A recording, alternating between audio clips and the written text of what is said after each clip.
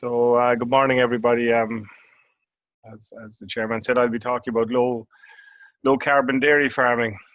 And by way of background, it goes back to this publication published in 2012 in the Journal of Dairy Science. It was concerned with the carbon footprint of pasture-based dairy production. Can white clover make a difference?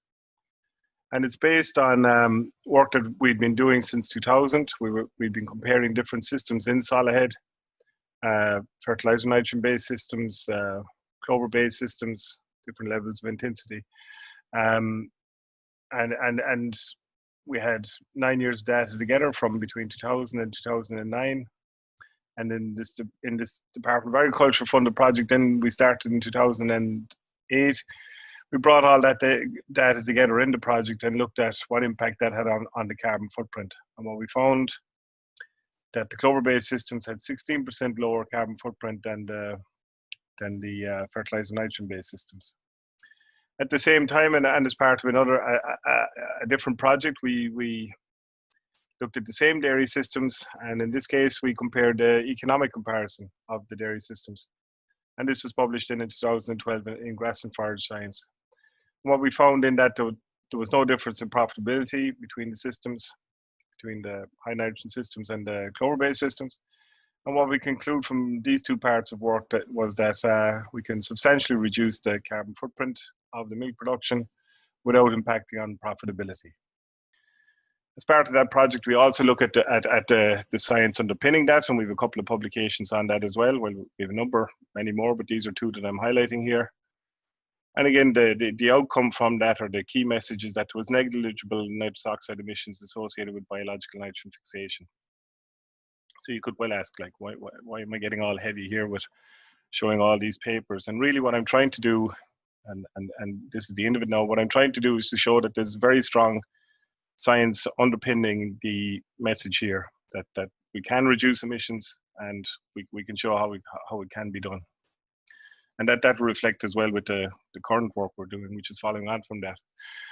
So looking at this in a very simple way, if we take, say, white clover, grows in the soil, there's nodules on the roots of white clover, there's bacteria live in those roots which take atmospheric nitrogen and convert it into a form that's available for plants.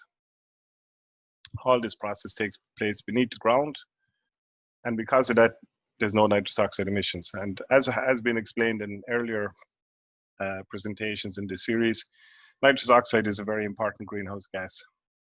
Now, if we look at the alternative, which is a fertilizer or nitrogen-based system, every time you apply fertilizer nitrogen, you might apply it 7, 8, 9 times per year.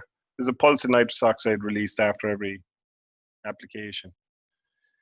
And this can make a substantial contribution to the greenhouse gases emissions from a farm. And this is well supported as well by international research. So we've recently started a project now, and the title of that, Department of Agriculture funded project, is Lowering the Carbon and Ammonia Footprints of Pasture-Based Milk Production. And the target we've set ourselves in that is a 50% reduction in the carbon footprint of milk relative to the national average, which is around 0.6 of a kilo of carbon dioxide equivalents per litre of milk. And just to clarify, and I know it has been explained in other presentations, that the main greenhouse gases are methane, nitrous oxide, and carbon dioxide. Ammonia is also, it's not a greenhouse gas, but it is a transboundary gas, and there are regulations governing it, so I'll be speaking about that as well. So if we look at it from a dairy systems point of view, where are these emissions coming from? And the core component of our dairy system is the dairy herd. Obviously, we need the cows to produce milk.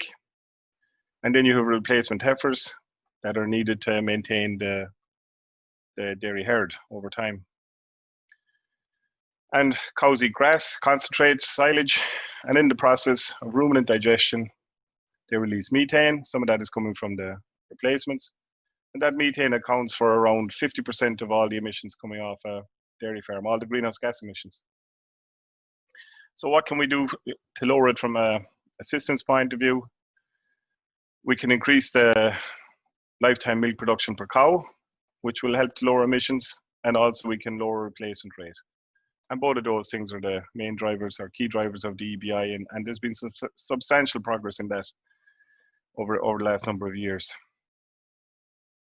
Where you have cows, you've got like excreta, they produce dung and urine, they produce slurry, and we can't have cows without their excreta. And again, that accounts for around 20% of nitrous oxide emissions from a farm, symbolized here by this dung pad. So what can we do to lower nitrous oxide emissions or the ammonia emissions that come from this? And we can look at techniques like low emission slurry spreading and also increasing the linked grazing season. Now, both of these techniques will mainly lower ammonia more than nitrous oxide or greenhouse gases per se. And the big advantage of, say, using a trailing shoe, for example, for slurry application, and Dave Wall talked about this previously, isn't so much the direct nitrous oxide reduction in nitrous oxide emissions, but the fact that we can, where we're using slurry more efficiently, we can cut back on the amount of fertilizer that we're using, and that will give us a reduction. And I'll explain more about that in time. The other big component then is the fertilizer nitrogen that we apply. And again, with the type of system we're talking about, high nitrogen system, around 20% of the emissions coming from a farm are in the form of nitrous oxide.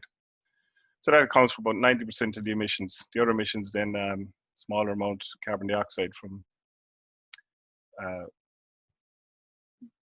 driving tractors and similar type of activities on the farm.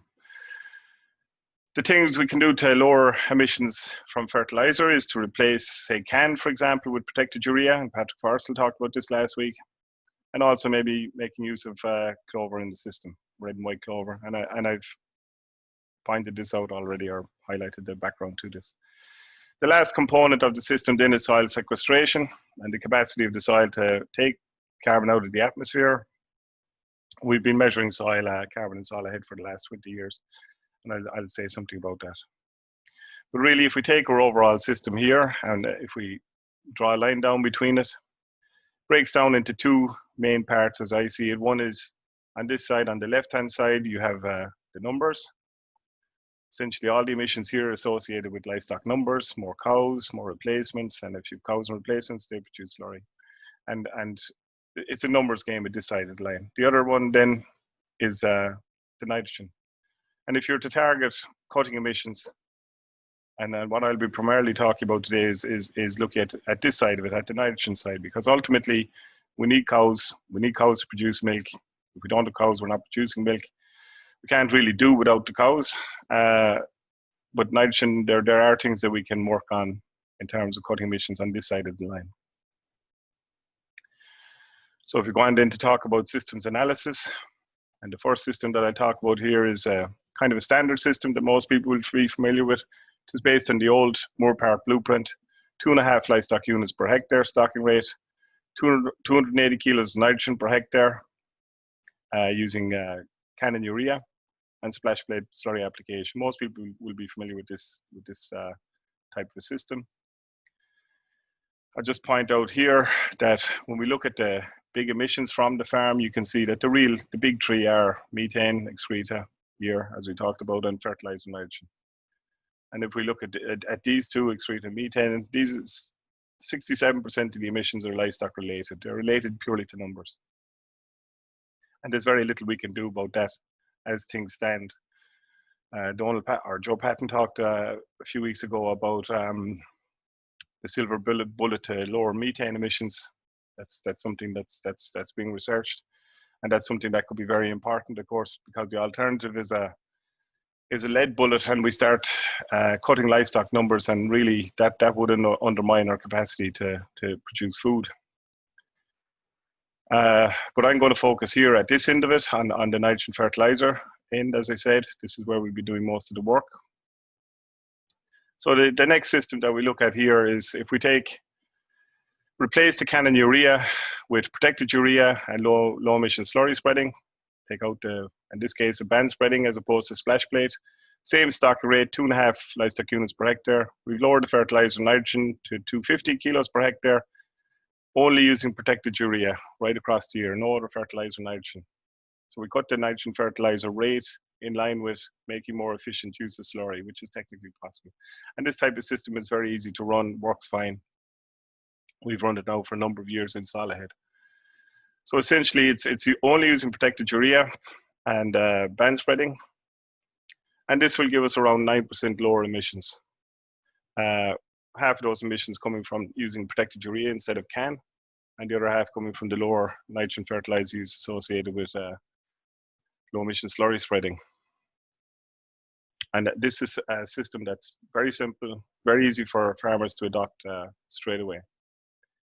If we looked at it from a national point of view, if all the nitrogen fertilizer that we use, all the CAN type fertilizer was replaced by protected urea, we cut national emissions from agriculture by around 3%. There's much more scope for cutting emissions on dairy farms than there are on, say, beef farms or tillage farms, for example. Dairy farms account for around half of national emissions from agriculture.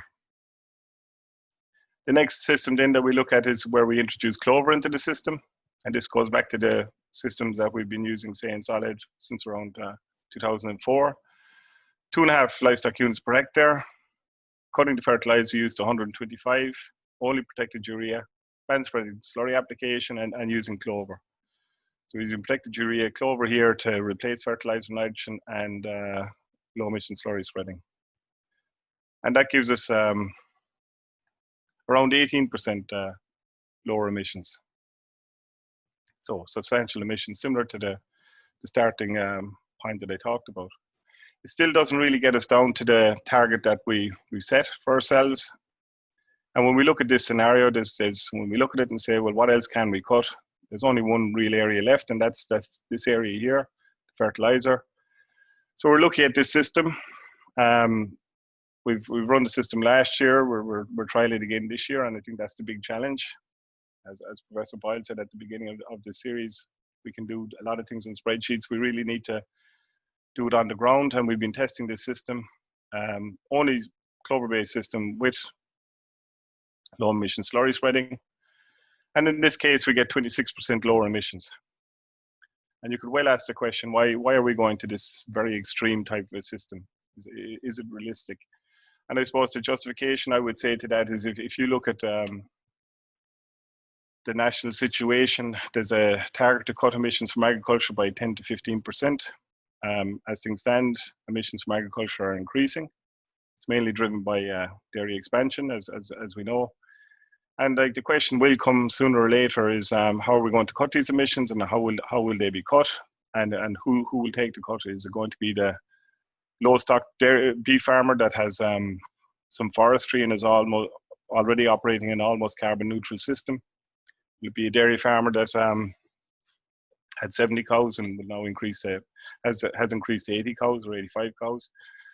Or is it the dairy farmer that had 70 cows pre-quota and now has gone up to 350 cows? And these are really big questions. And I suppose it's up to people like me to look at solutions. The other aspect of this is if we go back, say, pre-quota, there was 1 million dairy cows in the country. We now have 1.5 million dairy cows. What's going to happen in the future? Are we going to go up to 2 million dairy cows in another 5 years, or maybe 2.5 million dairy cows by 2030? And are such things possible? It might sound unreasonable or unrealistic, but the possibilities exist, and they're worth examining. And that's part of what we're going to look at in this new project that I'm talking about. And Dr. David Stiles in the University of Limerick is leading a task to look at this question. And it mightn't be as unrealistic as it might sound. And really what it will entail will be really looking at how far we can cut emissions on farms and what we can do in that regard. So that's really where I'm coming from. From a technical point of view, there's also the challenge of running this system. And really when you're down to having clover and having no fertilizer nitrogen in the system, really focuses the mind on really making best use of the resources that you have available to you in terms of, say, maximizing fixation by clover, how to manage the clover to maximize that, and also making best use of your slurry, particularly getting it out early in the spring, boost the spring growth. So that's the basis for that. Now, what I've been showing here so far is in terms of emissions per hectare in tons. Switching over here now to talk about emissions per litre of milk, it's more or less the same. And this low input system here gets us down to 0.7 of a kilo of carbon dioxide per litre of milk, which is still not down to the target of 0.6 that we've set for ourselves. There are things that we can do around that, and I'll say more about that in a minute. The other thing about these four systems are the ammonia emissions associated with them. The standard here is the kind of the old Moore Park blueprint, protected urea and low emission slurry spreading, protected urea slurry spreading in clover that I talked about, and then the zero nitrogen fertilizer system with low emission slurry spreading in clover. And you can see particularly this one gives us a very rapid drop in the ammonia emissions. So potentially drop you between 20 and 34% using these different systems. Actually having a bigger impact on ammonia emissions than on the greenhouse gas emissions, which is the primary focus of this work. If we go back to this system here, this clover-based system, as I said, it's been well established, not only in Salahead, we've run it for a number of years, also it's been run in Moore Park and also now in Clonakilty, and works fine. And technically can support the stocking rate, and economically it stacks up. And there's evidence to show that. What we're looking at with this system, I suppose the system that can be adopted pretty straight away is the system 2 with the low emission slurry spreading protected urea. The clover is maybe the next step down the line. That'll get us down to emissions of 0.78 of a kilo of carbon dioxide, which is 35% lower than the national emissions. And just to make some comments around that, even our control system in Salahead, like, is very efficient. We're working at a very high level of technical efficiency in terms of we've everything running right in terms of soil lime status, P&K, very high EBI herd. At the present time, we're producing 17,500 litres of milk or 1,400 kilos of milk solids off the milking platform, stocked to 3 cows per hectare. The overall farm stocking rate is 2.5. So we're bringing in silage from off the platform, and also we're contract rearing out the heifers. But when it comes to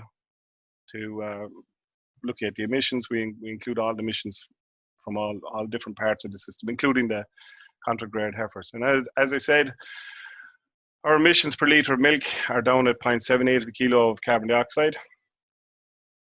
This is 35% lower than the national average, as I said already. But really just to emphasize the point that if the number of dairy cows and dairy livestock has gone up by 50%, if we were to look at a cut across all dairy farms of 35%, that would bring us back down to pre-quota levels in terms of emissions from dairy farms. And that's the significance of that figure. In terms of the economics, as I've shown already, no difference in profitability in work that we did previously, older work now. There's new work in Clonakilty show that the clover-based systems are more profitable. That's in Clonakilty. There's also work from Moore Park, and they've been running this type of system for a good number of years now in Moore Park. And again, without having the final analysis, but it's clear when you look at the data that the system is very competitive economically. So we're safe to draw the conclusion that the clover-based system that I'm talking about with 100 to 150 kilos per hectare of protected urea can at least be as profitable as a high fertilizer nitrogen input system. That's a very conservative statement. And I think it's one of the fundamental problems with clover-based systems in that they're similar in terms of profitability. There's no massive incentive then to convert to clover. And as I said, there are some obstacles to it. Other aspects that we can look at, I think when we do the final analysis again in a few years' time, when we're collecting the data, we may need to consider looking at carbon footprint per euro of income rather than per hectare or per litre. And that would give us some flexibility around the economics of the stocking rates and the different systems, because on a farm like Salahead, a 50 hectare farm, you'll spend 15,000 on nitrogen fertilizer. You can have that by adopting a clover system, cut that back to around €7,000. And even as you go lower, there are savings there that can be made, that can be offset against output. And I think we'll have to, that will give us more some flexibility then in terms of cutting our emissions. We look at the EBI in Salahead, we've seen small incremental changes over the last 20 years that accumulate over time, and as has been shown by Gary Lanigan earlier on, has potentially a big impact on a national level. Soil sequestration, we've been measuring soil carbon levels in Salahead over the last 20 years. We see reseeding as an important component of the system in terms of maintaining the clover contents and productive clover swards. And when we reseed, we're releasing a lot of carbon into the atmosphere. But we regain that back within a 10-year time frame. So we're content to say that the system we're running in terms of reseeding is carbon neutral within that 10-year time frame. We've looked at land drainage, and again, it's a way of increasing the productivity of our clover swards. And this is another recently completed Department of Agriculture funded project. And the conclusion is that it's giving us lower nitrous oxide emissions. So drainage will actually lower the emissions, maybe against what we kind of might have initially expected. This year, for the first time, we're using sexed semen. This won't really have much of an impact on the emissions from Salahead per se, but will improve the downstream quality of the livestock, of the calves being sold off to farms in terms of beef production, if there's more beef type breeds being used rather than black and whites. We've also planted hedgerows. We've had a number of reasons for this: to increase shelter, biodiversity, have a very small impact really on the carbon balance of the farm, but it's something that we can also take into account. In terms of the implications of this work, converting over to clover isn't as easy as it might sound. It's probably a 4-year process. We have a lot of experience of this now with Salahead and out with farmers, that it's not as easy. There are obstacles. Also, when you're changing the sward species competition, you need to change the grassland management, and there's been very sophisticated grassland management support systems or decision supports being developed in Moore Park over the last 20 years, and changing from that is not without its problems. The other thing I'd say at Salahead, we have run high stock systems with very low environmental footprints. And when we go back to the original work, which was focused on the REP scheme back in the early 2000s, where the limit on stocking rate was 2 cows per hectare, and we started running clover-based systems to fit within that. And we very rapidly found that we were growing far more grass than we could utilize with that type of stocking rate of 2 cows per hectare, and we had to increase the stocking rate. And we've been increasing the stocking rate and increasing the management, our management skills, our knowledge of how to optimize clover use, and we're operating now at much higher stocking rates. And of course, when you think of the Paris Agreement, the objective there is to cut greenhouse gas emissions across Europe, across the world. But a clause within that is also this idea of maintaining global food production in light of growing global demand for food with growing global population, and this idea of sustainable intensification. And I think the type of systems that we're talking about here fit well within that idea. And then that brings you on to the question of derogation, and that has come up as part of the series as well, where if there's some talk of, say, removing the derogation, which would set a limit of 2 livestock units per hectare, even for the very low input systems, very low environmental impact systems that we're running at Salahead, that doesn't really give us any great benefit. It's only putting in an additional cost on farmers.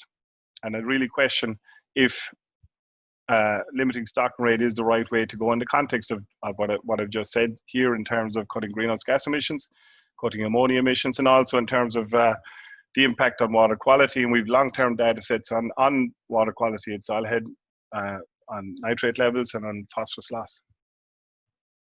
Another aspect of this work is the marketing opportunities that can go with a low carbon footprint milk. If we take that, we can, without too much difficulty, get down to a carbon footprint of 0.78 of a kilo of carbon dioxide per litre of milk. That's a very low level of emission internationally, particularly if we take a global approach to look at our emissions. And if you were an international company like, say, Nestle or Danone, that were wanted to manufacture a product with a low carbon footprint, and consumers are increasingly aware of these questions, and if you have the option as that international company of taking milk from the Netherlands, taking milk from Germany with a higher carbon footprint, or taking Irish milk, you can see that this creates a competitive opportunity for us in Ireland if we can roll this out.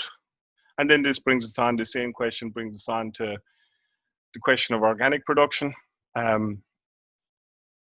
Very small level of production in Ireland. If we look at the systems we're running in Salahead, we're not a million miles away from zero nitrogen input system. And you can see here this picture here, crossbred cow out of high EBI bulls grazing grassland. And the difference in this picture is that you can hardly see it, but the Baltic Sea is there in the background. And this is a project we're running with the University of Kiel, where they've set up a pasture-based system, similar to the type of systems we're running in Salahead. We've been running it now for a number of years, and it's working very well. An organic base, it's an organic system, and they're getting an average milk price of 50 cents per litre. A very competitive system. Works well for them. In terms of conclusions to this work, if we talk about protected urea and less, using that to replace fertilizer nitrogen standard approach, replacing and splash plate, this type of system could be very easily adopted today. Will give us a 9% reduction in emissions. That really won't get us down nationally to the targets, but it's a step in the right direction. Clover will get us further, but there are larger obstacles to adopting clover-based systems. There's a conversion process that will have to be undertaken. Clover-based systems are economically competitive, so there's no real problem from that point of view. As we all know, there's a growing demand for food and the need for sustainable intensification. I think the systems I talked about fit well within that idea.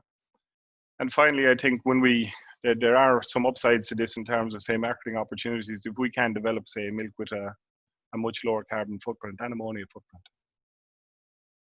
So that's my presentation. I just, as a final point, I just want to acknowledge different people who've worked on this over the last 10 years, particularly highlighting a farm manager in Salahead, Daniel Barrett, and the team at Salahead, and also the people who've gained PhDs as part of this work over the last 10 years, many of whom now have gone on to very successful careers. So thank you. Thank you very much, James. Very comprehensive presentation, and a good reminder, I suppose, you know, the work that you've been doing, and what you're presenting here isn't a year's work. It's a culmination of 10 years of work. I mean, to the skeptics out there, James, who would say, well, that's all fine in a research environment, what would you say in terms of putting this into practice at a farm level? I know we spoke earlier about the challenges about incorporating clover into dairy systems. You know, what are the practical measures that can take place to support the rollout of these types of systems? That's where the real obstacle lies. And as I was saying in the presentation, part of the problem is when we do the economics of a clover-based system compared to the alternative, you could argue that there are advantages, economic advantages, but are those advantages strong enough are they strong enough incentive to go over to this type of system? And there is a learning curve involved as well in terms of knowledge transfer, how to manage these swards optimally. And if you think about the fundamentals of conversion, as I said, it could be a 4-year process. And during that time on a dairy farm, you may end up reseeding some of your swards, having clover, other swards, no clover. A big risk there is if you're moving dairy cows from one system to another, it's a risk associated with bloat. Now, we've never actually lost a cow in Salahead with bloat. We've lost cows for other reasons like milk fever and grass tetany, but the system we run, we keep the cows on clover the entire year. And in that way, the cows adapt to the clover and there's no real problem. And that is one of the obstacles if you think about it in terms of conversion. How do you manage a dairy farm where you have some parts of the farm under clover in the first years, other parts of the farm without clover, and then there's a process that you undergo over a number of years. And of course, there's a cost associated with that as well in terms of reseeding, if you intensify the level of reseeding during the conversion process. Mm-hmm. Thanks, James. Pat, I see lots of really good questions coming through there. If you want to talk us through, put some of those to James. Yeah, I suppose the first one I was looking at it relates to the soil type. Salahead is a heavyish soil. Is there any impact on different soil types?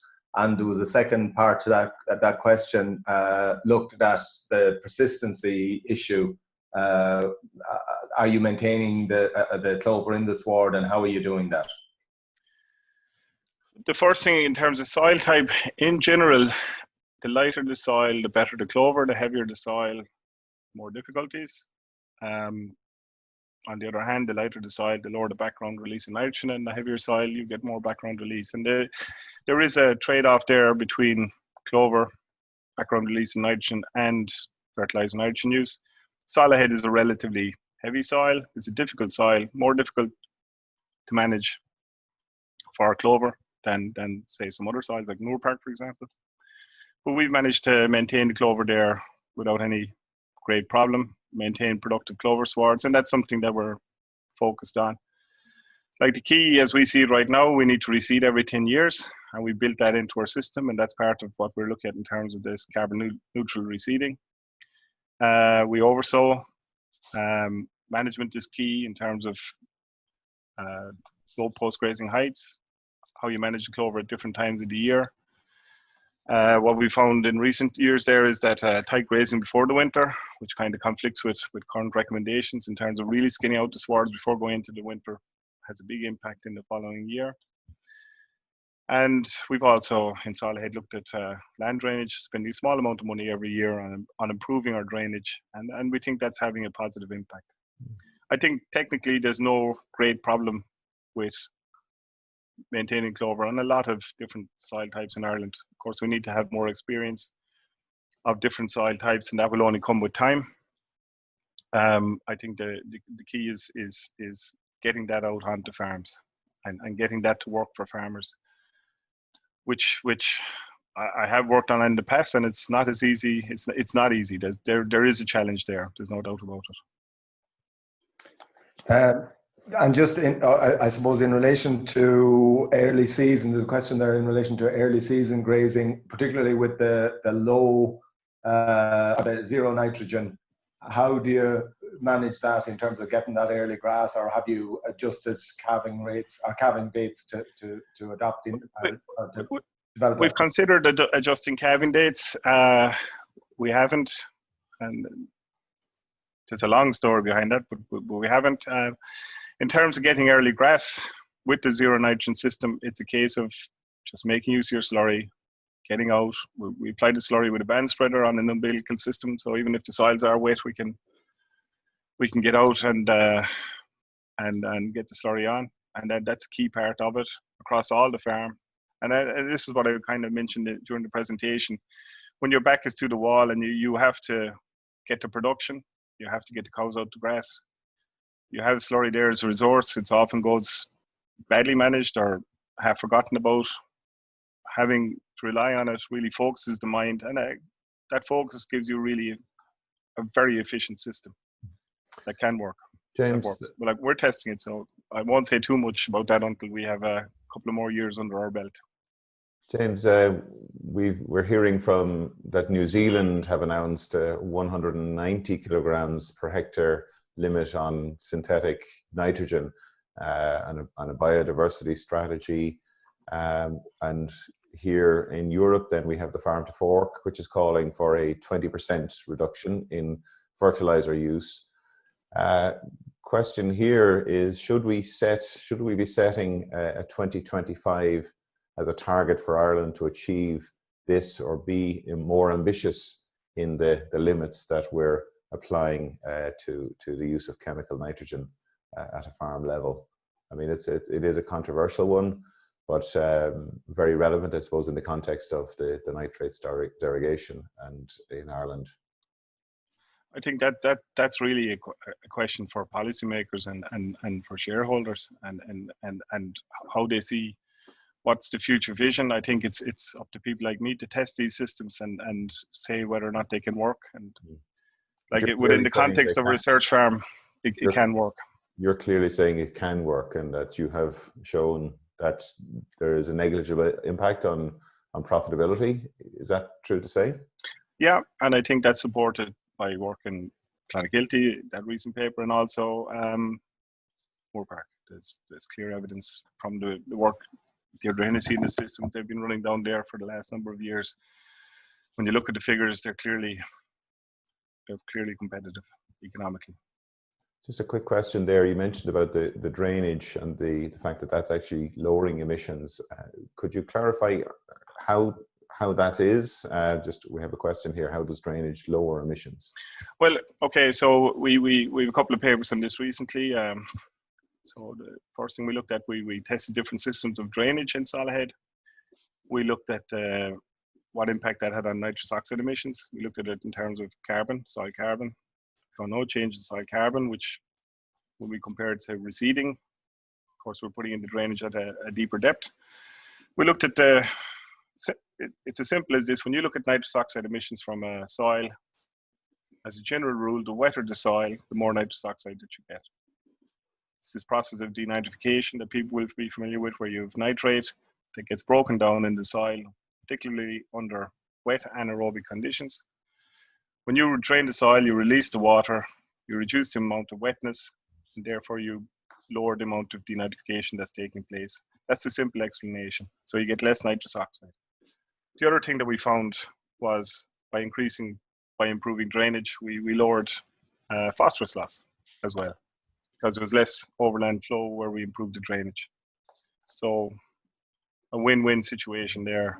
And again, like I think if we look at Salahead over 10, 15 years, 20 years, and look at the impact that we're having in terms of the system, like we're having very low environmental impact. We have a very low environmental impact system with that's operating at a high stocking rate. Like we have 135 cows on a 52-hectare platform. Pat, over to you. Yeah, a couple of things. Do you see a role for red clover in your systems? Yeah, that's something we're looking at in recent times, and the type of mixes we're using now at the moment. A couple of perennial ryegrasses, late-heading perennial ryegrasses, combination of white clover, red clover, and we're using hybrid clover as well. It's a hybrid between white clover and Caucasian clover. How we see the red clover fitting in, we get an initial boost in terms of when we include it in the grazing silage mix. So one of the problems with red clover is you can't have it continuously. It doesn't last anyway, but we put in the grazing mix. It can give us a kick for 2 or 3 years. Then it starts to die out of the sward. White clover comes in, but it gives us a big jump in productivity in the early years. And like with red clover, you're talking about very high levels of nitrogen fixation, 300 kilos per hectare plus, has been measured in our work. Also, work Dan Clavin is done up in Grange and Johnston Castle. The other place where red clover fits in is on outside blocks for silage in a 3 or 4 year mix with hybrid ryegrass and very high levels of productions, 15, 16 tons of nitrogen of dry matter production per hectare with no nitrogen fertilizer input, just PK and slurry. Very high levels of output. Another question, what would you be the target level of clover that you have being delivered in terms of grazing from the sward, in terms of contribution to diet? Well, you see, I suppose as well. The reality is, like clover kind of reaches its own level. Like we've been measured now, we've a lot of data, and on average, it works out at around 20%.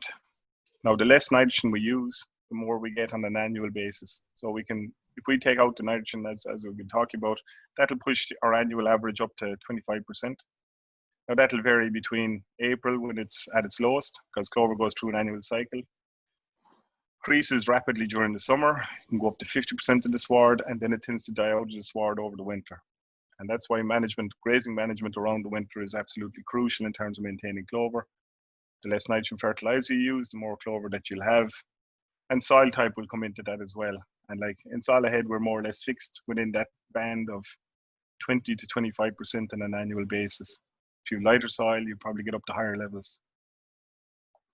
Okay, a lot of questions about the potential role of multi-species swards. I know, I'm not sure it's your area of expertise. I don't know if you've done any work in Salahead, but there is a bit of work around Teagasc on it. But your view on the potential role? I think it fits in to some extent with what we're saying. It's a similar enough message, because when you look at the multi-species swards, fixation is also a key component of that in terms of cutting the carbon footprint. Work in Johnston Castle, work in UCD would say the same thing. I'm not so sure personally about some of the other elements like the plantain and the chicory. There's a lot of work going on that, and I'd like to see how that pans out in terms of how you integrate that in terms of your grassland management. Like, we'll still try to maintain pre-grazing yields of 1400 for target grazing throughout the grazing season. We can do that very easily with this kind of grass, white clover, red clover system that I'm talking about. When you integrate more species, makes it maybe a bit trickier. I don't know. I know they're working at Curtains, they're working in Johnson Castle, there's working on in UCD. So be very interested to see how that all pans out. And so it's a little bit of a wait and see on that one. A question that, and this is something I would have heard anecdotally, is there any issue with a release of nitrogen into, I suppose, potentially as a water quality issue in the back end of the year? Or is that something that you have had an opportunity to look at? Well, as I said, we've a big data set on water quality in Salahead. And in terms of nitrates with clover,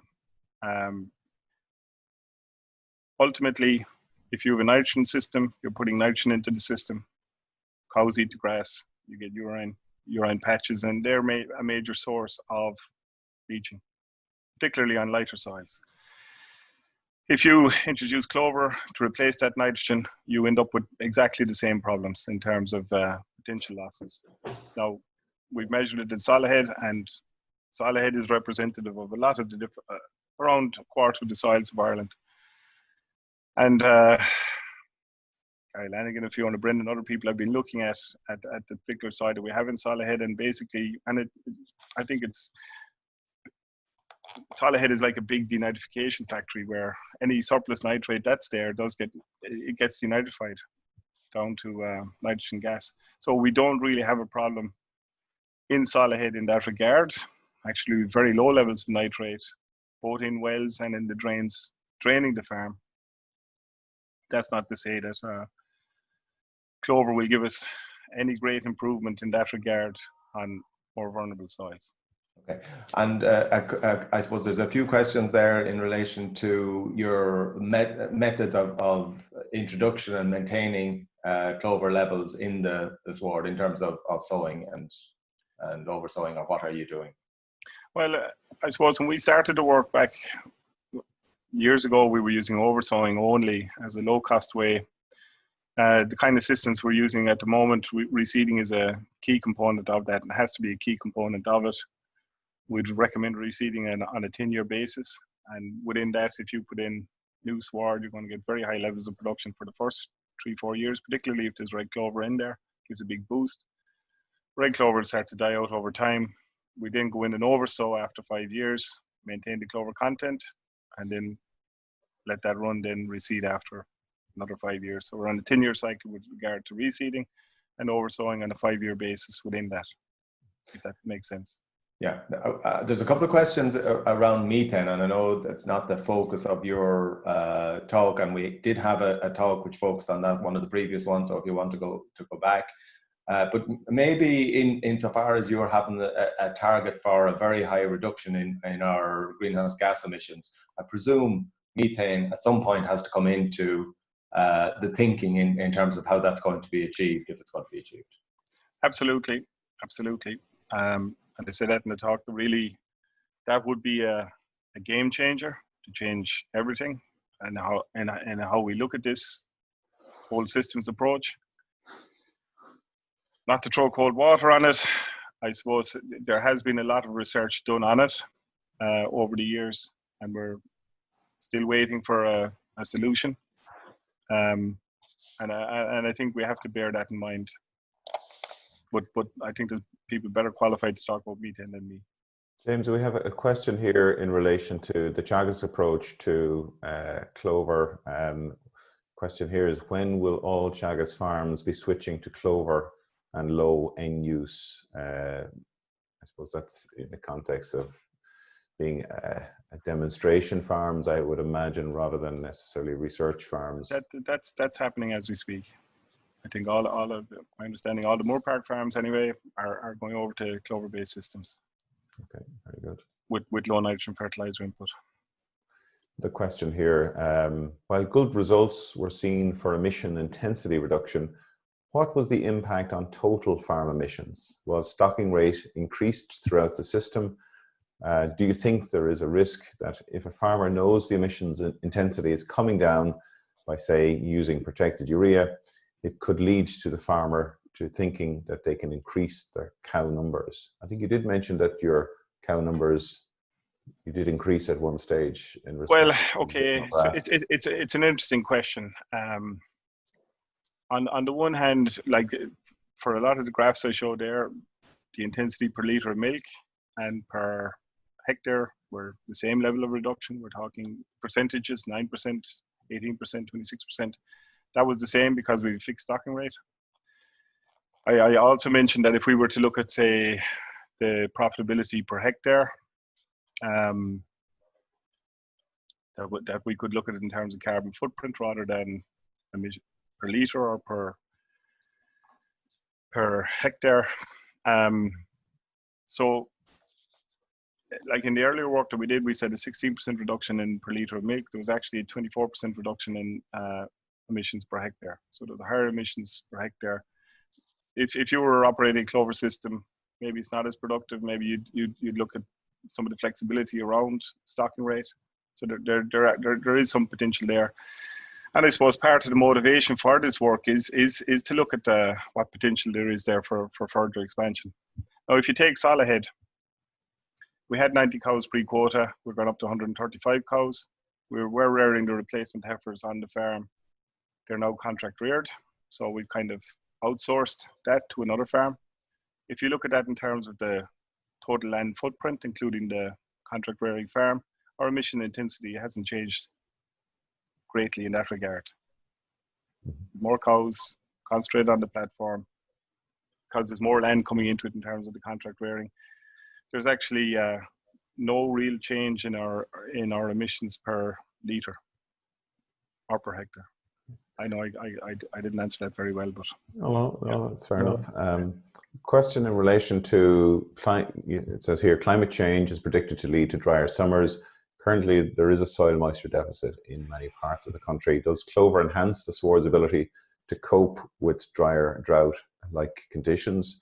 And we did have another question there in a similar vein about the timing, or would you recommend sowing clover at the back end of the year, or maybe in the autumn, given the dry period that we're going through at the moment? So I suppose the first part of that question is drought. Clover has a very shallow rooting system, white clover, and in that regard, it's maybe a bit drought prone. However, clover is different to grass in how it grows. Like an easy way to imagine clover, it's a bit like if you ever see ivy growing up a wall, clover grows along the ground in the same way. So it has a lot of resources. There could be a couple of tons of clover stolen on the surface of the ground or within the top few centimeters of the soil. And that gives that clover great resistance to drought conditions. So clover it's well adapted to coping with drought and to recovering after drought. So yeah, we've had no great difficulty. Actually, warm weather suits clover. Dry soil conditions actually helps fixation. So if we could have things drier and moist rather than wet, clover will do better. And that's part of the motivation for the drainage work that we've done. In terms of oversowing done, then obviously oversowing under these conditions isn't going to be very successful at that present time, because obviously seeds need moisture to germinate. But we found in 2006 and again in 2018, where we did oversow, just put on the seed, that the clover tended to come at the end of that dry period because we had all the sward skinned out at that stage, and there's plenty of light getting down to the seed when the rain came.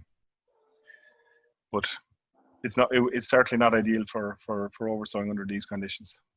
What about planting in the autumn time as opposed to now? Well, there's another question, and I guess like it's the whole question of reseeding and when you should reseed. On general principle, you should try to reseed earlier in the year, because when you reseed, when you cultivate, you do mineralize a lot of carbon, you mineralize a lot of nitrogen. The earlier you reseed in the year, the more likely you'll capture that nitrogen back in the growing crop. If you reseed in the autumn, you're then reseeding at a higher risk or time, a more riskier time in terms of losses to water. Mm-hmm. So as a general rule, we'd recommend the spring. We tend to aim for the month of May, when we start running into grass surplus on the farm solid, maybe April, May. But reseeding in the autumn is equally viable, except there is more risk in terms of environmental impact. Just a question in relation to sequestration and your experience with sequestration into the soils over the period. I think when you look at Soil Ahead, it's an intensively managed farm. We're reseeding on a regular basis over the last 50 years. And in that type of scenario, like we lose carbon during reseeding. It's just when you cultivate, you oxygenate the soil, you get a lot of mineralization taking place, you lose carbon. What we found with our long-term measurements is that we can maintain our carbon levels in the soil, and that we've exceptionally high soil carbon levels in Soil Ahead. It has to be said, with the type of soil that we have. But we've maintained those levels in the long term. We're seeing no loss of carbon. So we lose some carbon during reseeding, but over the course of the following 10 years, we gain that carbon back. And we've some nice data on that. Okay, and there's a question there about, I suppose, in some of the very heavy soils and difficult to manage soils, and so maybe some of the soils up in more northern part of the country with shorter growing season. Do you see any increased difficulty there, or is it just, I suppose, a little bit more care and work away? It's like everything. Like I think we're seeing expansion of dairy farming in the West. We've seen some excellent dairy farms in Connacht. There's no reason why they couldn't run this type of system as opposed to any other type of system. Soil Ahead is not, it's a difficult enough farm in that regard. So I guess time will tell. And as I said, I think there are obstacles there, and I think really, if farmers were to take this on in a big way, that's when you really start to find the solutions, a much broader range of solutions than we can find with a very narrow focus on research farms. James, for farmers who want to incorporate more clover into their farms, can you recommend some resources that they can go to guide them through that process? I know, of course, we recommend talking to their Teagasc advisor, and there's lots of demonstrations happening at a local level. But in terms of internet resources or well, I suppose there's a fair amount of information on the Teagasc website. I think the Graston program have recommendations around that. I think you if you went looking for it, you'd find a fair amount of information. Okay, very good. Thanks for that. Okay, there's just one question there has come in there a minute ago. Have you looked at any other enriched crops such as lucerne or alfalfa and a potential role? Well, yeah, we've thought about it. We've been looking at research in New Zealand, where they're using lucerne in the grazing situation. We've thought about it. We probably haven't acted on it. I think we've taken a step with red clover, but it's interesting. Could be worth looking at. Okay, Mark, have you got anything more? Yeah, there's a few questions there coming in about, again, going back to the farm to fork strategy, where we're obliged to, the proposal is that farmers will be expected to reduce their fertilizer use by at least 20% by 2030. How achievable is that, James? And I suppose also in the context of the lead-in time that we spoke about earlier as well, that I think you mentioned a roughly 4-year conversion process for farmers to really be at an optimal level of use of clover in the system. I suppose really there is a sense of urgency here about this, isn't there? Yeah, I had a question there about that, and really with regard to the Green Deal, I've looked at some of the documentation and it's still not very clear. It's still, and I don't know if we've still seen the final version. And I don't know really about Green Deal targets. I think if we talk only about Irish targets, for example, like we talk about a 10 to 15% reduction by 2030, might sound like a massive target, but we're actually increasing as we speak in terms of emissions from agriculture. Taking the easy approach and using, say, some of the different things in the MAC document, we'll probably get down a few percentage points. I think when you look at the MAC document in its entirety, it does predict an increase if there's increasing livestock numbers, and that's more or less what's happening. If you think about it in the context of what I said, we can make some progress using protected urea, low emission slurry spreading. That might get us down maybe half of the way towards that target. I think to progress beyond that, we need to start thinking about clover, and that's not going to happen overnight. It's something that would need a lead-in time, would need some sort of incentivization in terms of how to bring it about. And then if we think about longer term in terms of if we still see some expansion on farms, we probably see displacement of beef cows by dairy cows and that kind of thing, and how that will all work out. I think, you know, there are big challenges there, and 10 years actually is a very short time frame when you start thinking about it in that context. James, a very short and low, maybe heavily loaded question. What's stopping Solihead from going organic? The organic question is a good question. Yeah, it is, absolutely. And I think there are opportunities out there. I think small scale opportunities.